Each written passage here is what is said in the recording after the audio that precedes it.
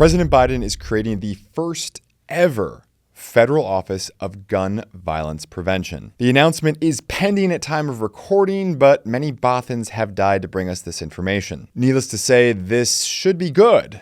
I want to unpack what we know and throw in some of what I think is coming up the road. I also want to throw my hat out there. President Biden, I'm prepared to join this elite government office to contribute some evidence and perspective of what it will take to solve and prevent crime. So let's get into it.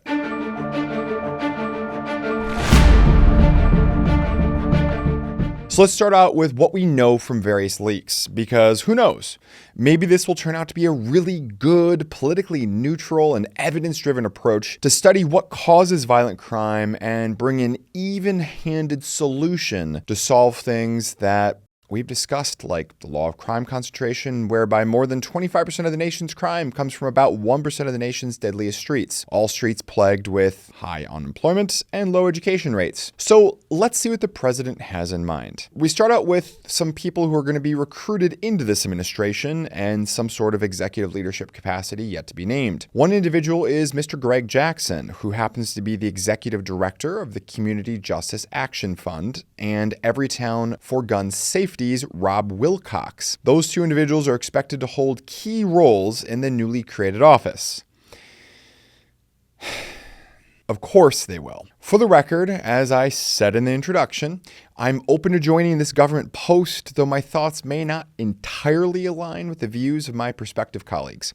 Just the same, I'm sure that they could use someone who will say something other than, hey, let's ban and take everything and let's reverse calculate how we can do that, and then we'll accomplish that ban in incremental steps, but that's the end game. Agreed? If you like the idea of me joining this administration, then hey, vote for me to get drafted into this office, hit the like button, and be sure that your voice is heard in the comment section below. I look forward to some of those comments. But seriously, what are they going to be doing? Well, it appears that this new office will lead a coordinated approach, at least that's how it's being described, to create a kind of tip of the spear for government, both large and small, so federal, state, local, to act in concert in order to focus down folks in both perhaps state and local legislatures, as well as various executive bodies, along with whoever else, to get whatever it is that they want to see done, get done. Now, they're coming from gun control groups. So what kind of solutions do you think we're going to be having here? That's kind of like saying, hey, we need to feed a bunch of people. Let's bring in some wolves and let's see what kind of solutions the wolves are going to have. Is it going to be to eat sheep? Maybe. Quote, the creation of an Office of Gun Violence Prevention in the White House will mark a turning point in how our federal government responds to an epidemic that plagues every state and every community in America, end quote. So saith at least Chris Brown, who is president of the gun safety group Brady. You may have heard of them before, which has advocated for this particular office to be created since 2020. Quote goes on, quote, tackling this epidemic will take a whole of government approach, and this new office would ensure the executive branch is focused and coordinated on proven solutions that will save lives, end quote. So all of the groups that want to ban firearms are on the board. Gee, I wonder what these solutions are going to look like. Quote, there are few people who care more about the work of gun violence prevention than President Biden, end quote. So said Senator Chris Murphy, who's a Democrat from Connecticut, who has drafted the legislation along with Representative Maxwell Frost, a Democrat from Florida, that would create such an office. Quote, establishing a White House office dedicated to this fight will save thousands of lives and strengthen the federal government's implementation of the Bipartisan Safer Communities Act, end quote. Wait. You mean the Bipartisan Safer Communities Act that got Republicans to vote for it has turned out to be a Trojan horse for more gun control? Yeah, this is my shocked face. But wait, as Billy Mays says, there's more. The Associated Press article linked in the description box below gets even better as it goes on to proclaim, wait for it, quote, firearms are the #1 killer of children in the U.S., end quote. This is a flat out naked lie that we have debunked on this channel. Here's the short version. The Michigan study that this all is sourced from included young adults ranging from ages 18 to 19 years old who accounted for almost half of those people in the statistics. That study gets seriously misquoted to represent everyone under 20 as though they are children, despite the fact that these are major differences that completely changes the conclusion that they are asking you to draw. And at this point, I think they're doing it intentionally. This is either media malpractice to get this basic piece of fact-checking so wrong so often, or it is intentional propaganda to create a false narrative that, of course, people will be parroting back. Which one do you think it is? So the story goes on, again, linked in the description box below, to basically cheerlead for more gun control. And I say that because if it had actually been balanced journalism that's trying to give you a 360 view about how are firearms used in the United States, then it should also be talking about things like, according to the Center for Disease Control study, the between 500,000 to 3 million uses of firearms in self-defense each year. It's over 1,000 per day on the low end and up to 8,000 per day on the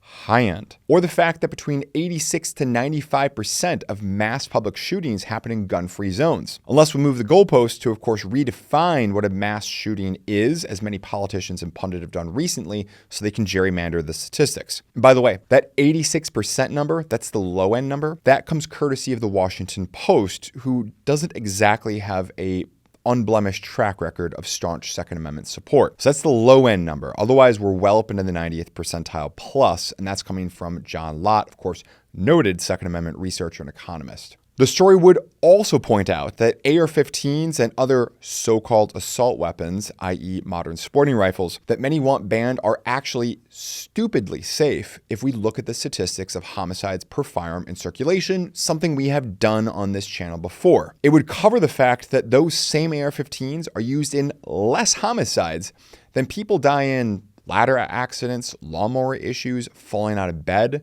children drowning in pools across America, and the list goes on and on. If you want to save lives, close a pool.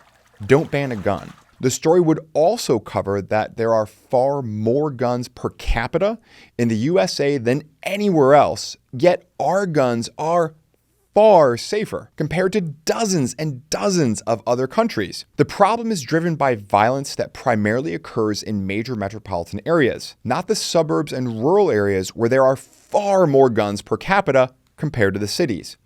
If guns were actually the problem, the suburbs and country would be a killing field. But they aren't. And that is not some sort of anti-city sentiment or statement.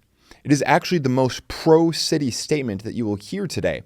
Because like a doctor treating a tumor, you first need to recognize a tumor when you see it. Guns are not the tumor. Violent crime that correlates to high poverty and low education rates, those are the engines for violence. Banning guns won't move the needle on that.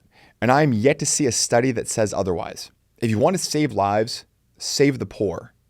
Educate the children. And if you want to help educate the adults as well, then be sure to help us out and help get this video out there. Tell the algorithm that more people should see it. Hit the like button. Tell me that you like this kind of video. Those of you who watched the channel for a long time, you know I'm trying some slightly different things this time, a little bit more humor. Let me know if that helped make this a little bit more digestible. Now, those of you who have followed me during my time on YouTube, you know that I really do my best to not get political, even when I am neck deep in discussing politics. I am always careful to point out that, frankly, the Second Amendment is not safe with either political party. You know where it is safe? With you, the people. At different times in history, both parties have used and abused the Second Amendment to suit whatever particular purpose or aim they're looking for. Right now, it is obviously far more safe with one party than the other, and I'm not trying to pretend otherwise. My point is that for the Second Amendment to survive, we need to be politically active. We all need to be educated and respectful ambassadors for the Second Amendment because history, logic, and statistics are all on our side.